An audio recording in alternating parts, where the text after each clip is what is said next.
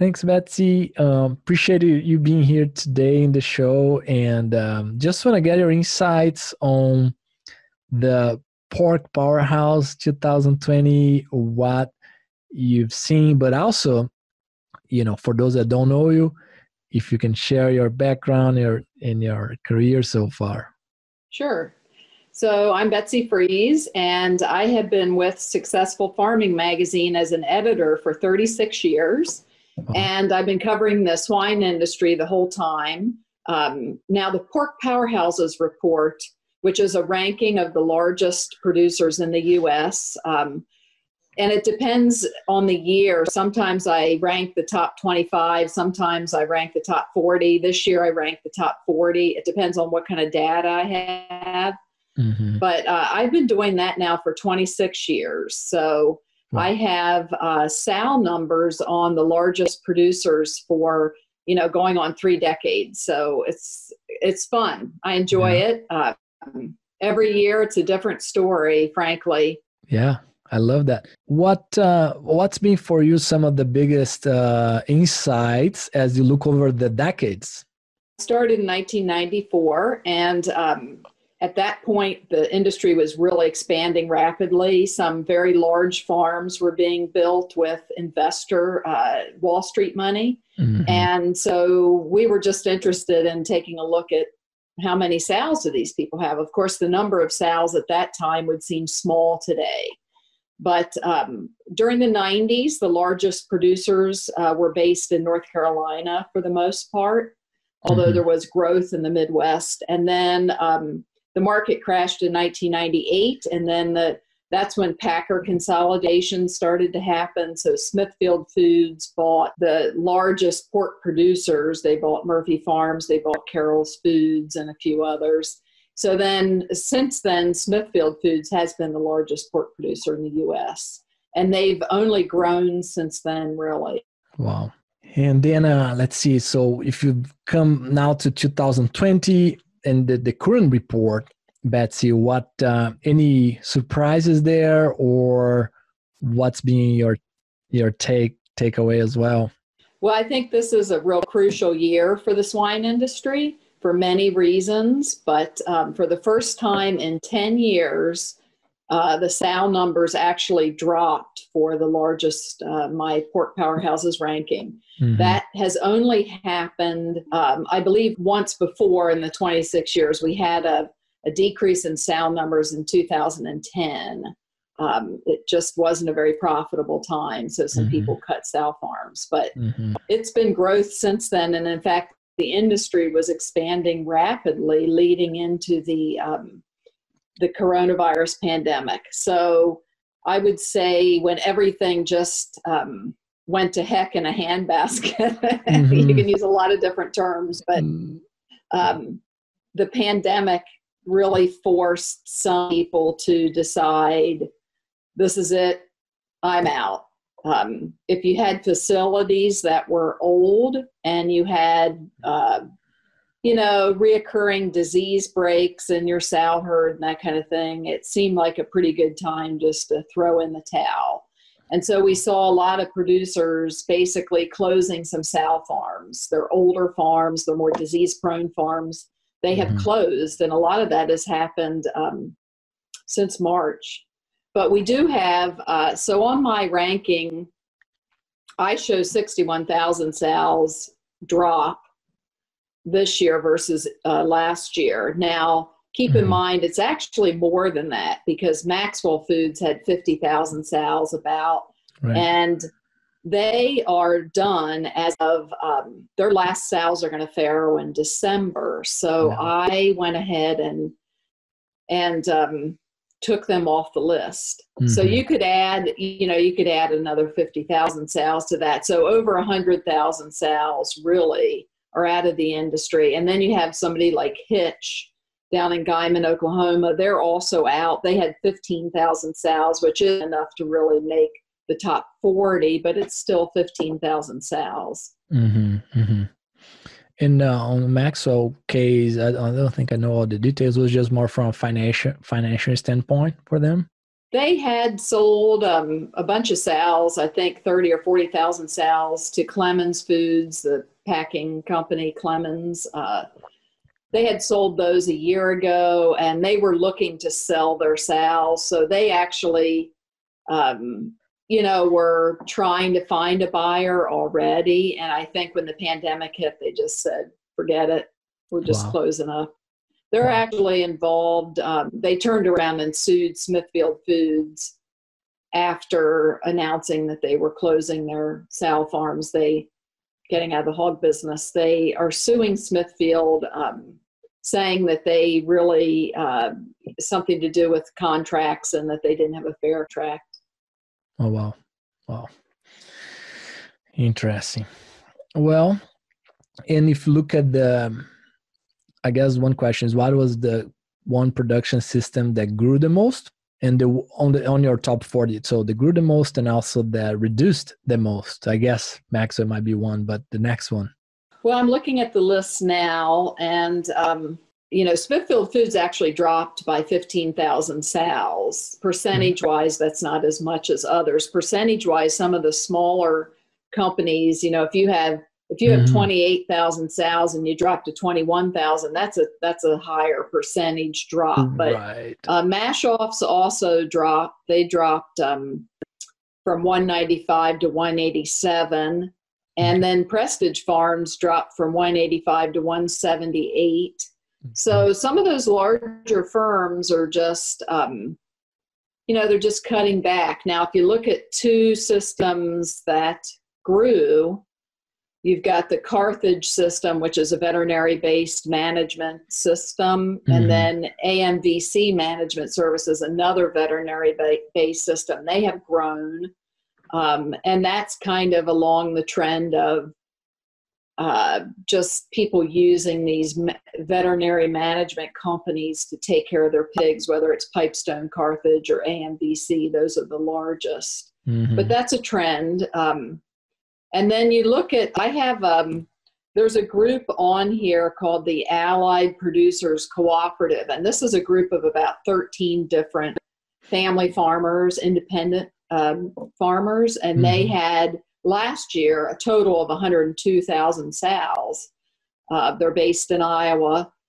They're down to 85,000. So they dropped quite a few sows. And that would just be a case of, all of those guys, they might have had some older barns or something, but it was a crisis in April here where you just couldn't get your pigs to the packing plant, and people had to euthanize market hogs. They had to euthanize feeder pigs and abort sows. It was a very ugly time. So I think some people just said, in that case, maybe some people got out of that cooperative or got out of business, but very sad time. Yeah, it's super tough times, and it's, of course, the pork business is super volatile, and it's that's why I've been asking a lot of my guests, like, what from a cash reserve standpoint and capital strategies, what they did to be successful over the years.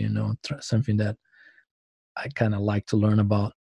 Let's see, on the Allied Producers Cooperative, do you know who would be the largest there from those independent? Because I'm not sure if I met anyone there, but maybe I just don't know who is in that group. Actually, the largest producer that's involved with that cooperative, I split out separately on the list. So Livingston Enterprises in Fairbury, Nebraska has 35,000 sows, and they actually grew a little from last year. They are involved with that cooperative, but because they're large enough to be on my list individually, Bruce Livingston, who owns that, asked to be broken out. So everybody else, I think there's a couple others that have 15,000 sows in that cooperative, but none of the others are large enough to be on the list themselves. So I kind of group them together. Very cool. Well, this is cool, and we appreciate you putting together that. I mean, I'm sure I look at that, and many people look at that. So really appreciate all the work there, Betsy. And I guess one thing that, I don't know if you have any final thoughts on this year's Pork Powerhouse before I ask you some of the questions that we always ask every guest. Okay. Well, one thing I was going to point out, even though the sow numbers dropped this year, one thing that I heard from producers is that, if things turn around, they could reactivate some of these sow farms. They could restock. I mean, if you destock, you could repop those farms. The market's been back up. So don't be surprised if this industry turns and starts expanding again. Yeah. It's pretty crazy. They're very optimistic, Yes. Yes. Yeah. I guess one question on that topic is, and you mentioned PRRS breaks and health problems and facilities and those things, but on a big picture over the decades, beyond those points, anything else that you see, common patterns on successful producers, I guess? Well, the big pattern is you have to either be a packer yourself or you have to have a very tight marketing contract with a packer. The guys who are still out there on the negotiated market, on the Iowa, Southern Minnesota market, they really got hurt this spring. And so you really have to be tight with your packer. And there's still independent family farmers in this group, like Brenneman, but they have a very good marketing, kind of process that they go through. And they worked with Tyson Foods when the plant went down and Columbus Junction closed because of COVID and all that. Brenneman was able to work with Tyson's and they were able to get their pigs in there. It wasn't a perfect system, but you really have to be tight with your packer. Interesting. Definitely. That's been a common thread among guests. It's an vertically integrated system at this point. But I would also say if you're looking at producers that have a lot of disease challenges, I mean, they're not going to survive long term. You have to have a good handle on, you have to have healthy pigs. Right. Not trying to live with the disease and trying to eliminate if you can, right? On the 3 questions, Betsy, that I ask every guest, the first one is your favorite pig-related book or resource? Anything that you've used over the years or a book or something that you like a lot and some other people can benefit of? The resource that I looked at most recently was the listing that Steve Meyer always does on the ranking of the largest pork packers and how many pigs they have. And so I would say people should look that up and be familiar. I rank the farms as versus sows and he ranks the packers. So that's good. And then, I don't know, I really look, there's e-newsletters that come out in the swine industry that are good. Podcasts like you do with the largest producers in the companies, but there's e-newsletters that come out from the breeding stock companies that are valuable to me, and also the different companies that produce swine health information, and have to be on top of the lenders. If you could sign up for e-newsletters from the largest ag bankers, the feed companies, the breeding stock companies, all of those e-newsletters. Awesome. That'd be my tip. I love it. Super cool. And how about, could be a book or a resource as well on not related to pigs or even agriculture, just in general, right? I know the reason I like to ask these questions because, of course, we are all in the industry and we know each other, but I want to know the other side, like the other Betsy, meaning when you're not thinking about pigs, what's being, or agriculture, what's being the one book, could be technical, could be romance novel, whatever, that really you like the most? I have a huge library, and I'm actually building a new house and putting in these wall-to-wall bookshelves. I'm so excited. Wow, that's amazing. I've read more this year because of the pandemic. Yeah. And I saw some stats where everybody's reading more books than ever, which is wonderful. Nice. But I mean, I have favorite authors. I love Larry McMurtry and like one of my favorite books is Lonesome Dove. That would be right up there. Okay. But I also love British history, like Wolf Hall. Hilary Mantel is a wonderful writer. So I'm all over the board, but actually I don't read many romance novels unless you're talking about like My Antonia or I tended to have a lot. I like history a lot, and nonfiction stories about science. Right. So I have a bigger nonfiction library than fiction, but I do enjoy, I don't know, that Western. It's hard to beat sometimes the good writers that play in that Western cowboy kind of culture. I don't know. As an American, that's kind of fun. The pioneer stories, Western and pioneer. Yeah. Super cool. I love it. The other day I was watching a TV series or Netflix or something like that. It's called Westworld, and it's Westworld. Yeah. I've seen it. You have, right? I haven't. Yeah, it's wild. It's freaky. Yeah. Yeah. Yeah, they go out and they pretend like they're in a Western culture. I'm not going to go that far. Yeah, where the robots take over. That's pretty freaky, but it is. And honestly, we are definitely headed on that direction. The train has left the station. You know, there's just it makes you wonder what kind of technology is out there. We talk about robotics and in the swine industry and robotics in the packing industry and how we need more robotics, but I don't think we want to get to the point where you can't tell if a person is a robot or a human. I don't want to get to that point yet.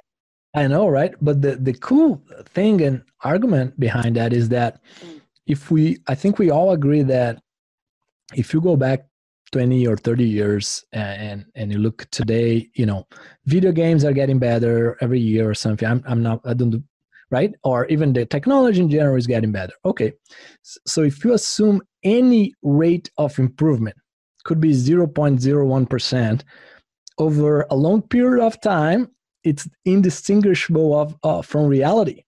So we definitely are going to go in that direction. You know, it's just a matter of time, which is crazy and scary, like you said. I'll be dead by then, so I'm not going to worry about it. I think we all will, right? But we just need to live long enough to live forever, I guess. That's the other crazy one. Awesome. And we have to live past this election. Oh, yeah, the next election is the great, I don't know what you call that, the great barrier, if you survive that, right? Yeah. If you live in Iowa, which is one of those states that could go either way, red or blue, then they just call you nonstop, trying to convince you to vote for the other guy. Oh, wow. The last question is about what do you think sets apart successful swine professionals in general from those that are not? I know we talked about producers, but just in general. Over the years that I've covered the industry, like I said, which is now 36 years plus, I would say, that it's no different than any business. The successful producers that have stayed in business have adapted to change. Mm-hmm. So the ones who have said, I'm only going to raise pigs the way I've always raised them and use the same technologies, feed them the same, house them the same, they haven't survived long term. And I think you have to have a cooperative spirit too. You have to be able to work with, like I said, the packers and others in the industry, your veterinarians, your feed companies, and your neighbors. I mean, the story I'm working on right now is about tips from lawyers on how you can keep from getting sued as a nuisance. So, oh, wow. You got to be able to work with your neighbors if you're a pig farmer, because unfortunately that's some of what's going on in the industry. Right. So I'm curious now, what are those tips? First of all, you need to know who your neighbors are and talk to your neighbors and inform them when you're going to be spreading manure or injecting manure and try to be friendly to them.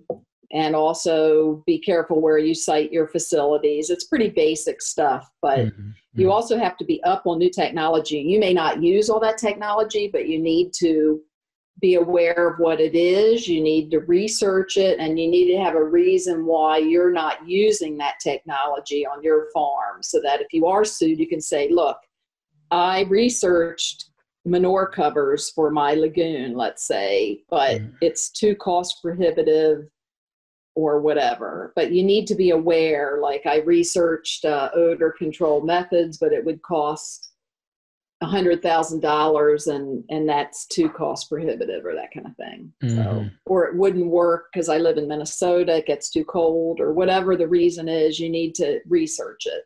Interesting. Super cool. Well, it's been a blast talking to you, Betsy. Thank you so much. Yeah, appreciate it. Thank you. Yeah, we'll be in touch. All right. Thanks.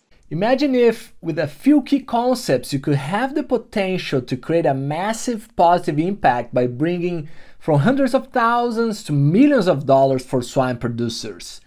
Join us on this small group and go to the next level of swine nutrition on this 7-week-long elite online training in applied swine nutrition and feeding by myself and my world-class invited speakers. Additionally, you enjoy an exclusive community to exchange ideas. Go now to www.eliteswinenutritionist.com.